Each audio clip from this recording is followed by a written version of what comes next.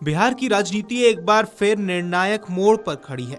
14 नवंबर यानी कल चुनाव परिणाम सामने आएंगे। राज्य भर में उत्सुकता चरम पर है और हर राजनीतिक खेमे में बेचैनी बढ़ती जा रही है।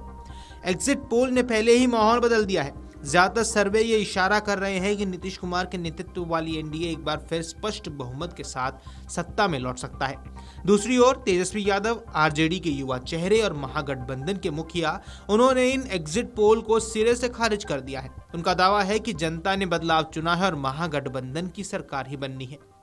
लेकिन जरा कल्पना कीजिए, अगर एग्जिट पोल सच साबित होते हैं, अगर बिहार में वास्तव में एनडीए को चुना गया है, तो ऐसे में बिहार की राजनीति में तेजस्वी यादव का भविष्य कैसा दिखेगा? ये सवाल सिर्फ उन राजनीतिक करियर का नहीं, बल्कि ये लाखों युवाओं, पिछड़ों और अल्पसंख्यकों की आकांक्षाओं से जुड़ा सवाल है, जिसके लिए तेजस्वी एक उम्मीद बनकर उभरे थे। तेजस्वी का राजनीतिक सफर हमेशा आसान नहीं रहा है। 2015 में पहली बार उप मुख्यमंत्री बनने का गौरव मिला, लेकिन 2017 में महागठबंधन टूट गया और उन्हें सत्ता से बाहर होना पड़ा। 2020 में आरजेडी सबसे बड़ा दल जरूर बना, मगर सरकार बनाने से चूक गई। 2022 में फिर मौका आया, लेकिन नीतीश कुमार ने पाला बदलते ही तेजस्वी दोबारा विपक्ष में पहुंच गए।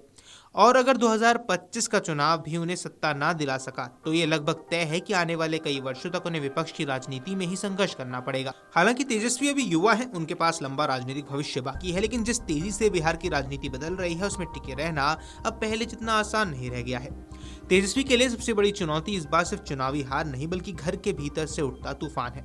यादव परिवार की राजनीति वर्षों से लालू प्रसाद यादव की विरासत पर टिकी रही है, लेकिन ठीक चुनाव से पहले इस विरासत में बड़ी दरार पड़ गई। बड़े भाई तेज प्रताप यादव का बागी तेवर अब खुलकर सामने आ चुका है। उनकी पार्टी लाइन से अलग जाना सिर्फ परिवार का झगड़ा नहीं, बल्कि आरजेडी के टूटने का भी खतरा है। राबड़ी देवी भले ही दोनों बेटों को आशीर्वाद देती दिखी, लेकिन लालू प्रसाद यादव का तेज प्रताप को पार्टी और परिवार से बाहर करना इस भीतर खाने के विवाद को और गहरा कर चुका है। इस विद्रोह का सीधा असर यादव मुस्लिम वोट बैंक पर पड़ सकता है, जिस पर आरजेडी का राजनीतिक आधार खड़ा है। अगर मीसा भारती भी इस नाराजगी की धारा में शामिल होती हैं, तो पार्टी के लिए एक बड़ा झटका होगा। लंबे समय से देखा जा रहा है कि मीसा को पार्टी में वह महत्व नहीं मिला जिसकी वे लायक है। रोहिणी आचार्य की नाराजगी पहले ही कई बार सुर्खियों में बन चुकी है। तेजस्वी के उदय ने परिवार में ये असंतुलन पैदा किया है, जो अब चुनावी नतीजों के बहाने विस्फोटक रूप भी लेता हुआ नजर आ सकता है। तेज प्रताप, मीसा भारती और रोहिणी आचार्य अगर एक साथ तेजस्वी के खिलाफ खड़े हो जाते हैं, तो न केवल पार्टी के भीतर संतुलन बिगड़ेगा, बल्कि आरजेडी टूट भी सकती है।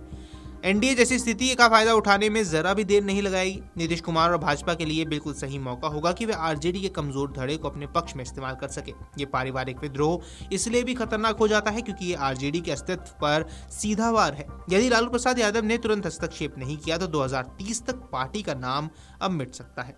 सिर्फ परिवार का ही नहीं, गठबंधन की राजनीति में भी तेजस्वी का कद कमजोर पड़ सकता है। यदि कल के नतीजों में आरजेडी महागठबंधन की उम्मीदों से कम सीटें पाती है, तो इसका असर पूरे गठबंधन पर पड़ेगा। कांग्रेस की महत्वाकांक्षाएं कई बार खुलकर सामने आ चुकी हैं। वाम दल तेजस्वी के युवा चेहरे को स्वीकार करते हैं, पर परिवारवाद और लालू की छाया उन्हें हमेशा खटकती रही है। सीट बंटवारे को लेकर उठे विवाद ने पहले ही ये साफ कर दिया था कि महागठबंधन में एकता सतही है।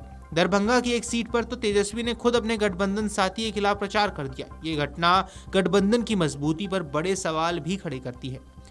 आपको बता दें, कांग्रेस चुनाव में 61 सीटों पर उतरी है। ये खुद इस बात का संकेत था कि बिहार में अपनी स्वतंत्र भूमिका तलाश रही है। राहुल गांधी और बिहार प्रभारी के बयानों ने कई बार ये आभास दिया कि कांग्रेस का धैर्य जवाब दे रहा है। अगर आरजेडी कमजोर पड़ती है, तो महागठबंधन का पुनर्गठन बेहद मुश्किल हो जाएगा। छोटी पार्टियां भी अब नए विकल्प ढूंढ सकती हैं। वहीं तेजस्वी यादव की दूसरी सबसे बड़ी चुनौती उनका असली चेहरा नहीं, बल्कि वह छाया है जिसमें वे चलते हैं। लालू प्रसाद यादव की विरासत की छाया। एक तरफ सामाजिक न्याय का वह मजबूत आधार है जिसने यादव मुस्लिम वोट बैंक को स्थिर रखा। दूसरी तरफ भ्रष्टाचार, अपराध और कथित जंगल राज की वो काली याद है जो अभी भी बिहार के शहरी मतदाताओं और मध्यम वर्ग में जिंदा है।